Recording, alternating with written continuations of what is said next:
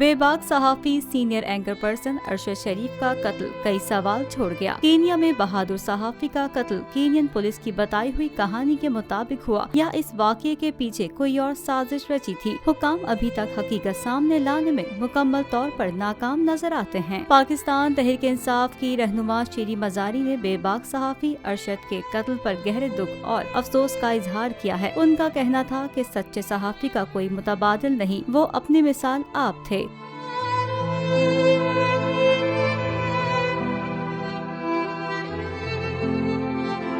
P T I رہنما اور سابق وفاقی وزیر انسانی حقوق شیریں مزاری نے ان کو ملنے والی معلومات کے مطابق بتایا ہے کہ ارشد شریف کو سازش کے تحت قتل کیا گیا۔ ان کو راستے سے ہٹانے کے لیے دہشت گردوں کے گروپ کو پیسے دیے گئے تھے اور ارشد شریف کے پاکستان چھوڑنے کی وجہ بھی یہی تھی۔ ایک بار پھر نمبر 1 بول نیوز نے ایک بار پھر سارے ریکارڈ توڑ دیے۔ 8 دن کے اندر لانگ مارچ کا اعلان ہو جائے گا۔ الیکشن پہ توجہ کرتے اور اس کے بعد جو ہے ہم اس کو نمٹیں گے۔ بول کا پروگرام نیشنل ڈیبیٹ 11 بجے کی سلاٹ میں سب سے زیادہ دیکھا گیا۔ بند گلی میں تو نہیں پھنس گیا ہے کہ فائنل کال کی اناؤنسمنٹ ہی نہیں ہو کے دے رہی؟ وہ بند گلی پہنچتے پہنچتے وزیر اعظم کی کرسی تک پہنچ گئے۔ 68% صارفین نے صرف بول دیکھنے کا انتخاب کیا کیونکہ بول ہے نمبر 1۔